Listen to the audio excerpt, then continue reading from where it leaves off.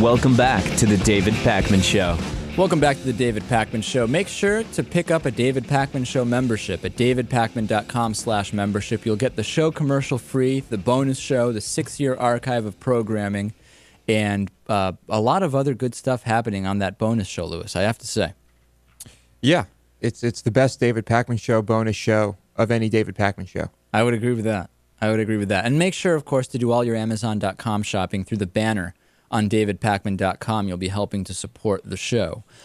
Finally, somebody else in Washington, specifically Senator John Kerry from Massachusetts, is saying what I've been saying for years. Stop giving equal time to every absurd notion.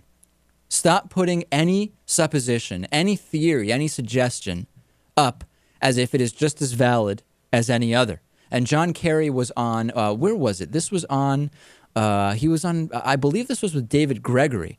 And he actually said, we don't need to do that. Let's take a look at what John Kerry had to say, Lewis. Senator, I want to ask you about another piece of this, which is before we even get, and an infrastructure bank is a no-brainer on some, on a... You know what? Where can we get this so everybody can see it? I'm not too sure. Maybe we'll just have to go with the audio of this.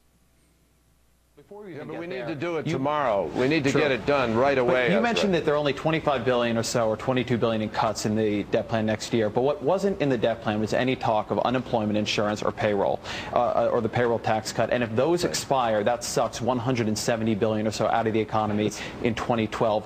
What are the prospects for those two policies to get extended through 2012 this year in Congress? We have to change the minds of those people in the House of Representatives who have appropriately focused on the deficit and debt, but who have completely inappropriately left out any kind of plans whatsoever for how you create jobs and grow America. I mean, everybody's talked about it. Yes, the Congress was taken hostage. The country, the economy was taken hostage. You had people there who were literally ready to cut the baby in half. I mean, I've heard a lot of criticism of the president. Frankly, the president had no choice here. Congress had no choice here. We did the same thing the president had to do, which is save America from a default, because a default would have been far more disastrous. And what we had was a group of people who are completely unaware or didn't care about the consequences of their actions. They were actually arguing for a default, which would have been even more catastrophic with respect to what's happening in Europe and what's happening here at home now. So we have to break that. And I have to tell you, I say this to you politely, the media in America has a bigger responsibility than it's exercising today. The media has got to begin to not give equal time or equal balance to an absolutely absurd notion just because somebody asserts it. That is absolutely brilliant. I could not have said it better myself, and I have been saying it, in fact, for years. And you know what? The fact that whenever the right comes out with a proposal or a position that is even further to the right of what we've been talking about, the media says, well, here's the position on the left, and here's the position on the right, and here's the middle. And of course, as the positions on the right get more and more extreme, the middle goes further and further to the right. Mm-hmm. So what's the alternative to this? Well, Bill Maher mentioned it the other night.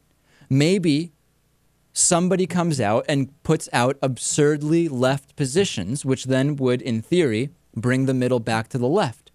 But you can't count on the media to give equal time to those notions. Absolutely. So what do? You know, here's the thing. The problem that will come up is that Republicans, I know it, will be very good at, instead of allowing the far left proposals to swing the middle back over to the left, what will happen is that Republicans will be very, very good at making Americans think that those extreme left positions are the positions of all people on the left. Exactly. And it will backfire. I know it will backfire, which is why I don't actually think that it's a good idea. Bill Maher said, in half joking, maybe it's a good idea. I worry that that won't work. And you know what? The media is completely intimidated. The media, if they were not intimidated by being afraid of being called lefties, which, as we know, they are all the time, even though they're actually on the right, for the most part. And if not on the right politically, they are certainly corporatist. It's a corporate point of view. You wouldn't be getting reporting like, for example, on the one hand, there's those who believe climate change is affected by man's actions on Earth. And on the other hand, there's those who think it has nothing to do with man's actions. When you have an overwhelming majority of scientists, over 85% in some cases, over 95% in some cases, depending on what groups you look at, that say, you know what? The evidence points to the fact that, yes, man's actions on Earth have affected climate change. You're telling me the media is reporting things that way and they're not intimidated already? Come on. So you're saying the right has a stranglehold on all corporate media? No question about it. No question about it. And even though you will get more liberal products in the media, when you look at corporate media, you still have you have a lot of fear about being branded as being on the left. There seems to be a lot less fear about being branded as being on the right than about being on the left. Right. No question about it at all.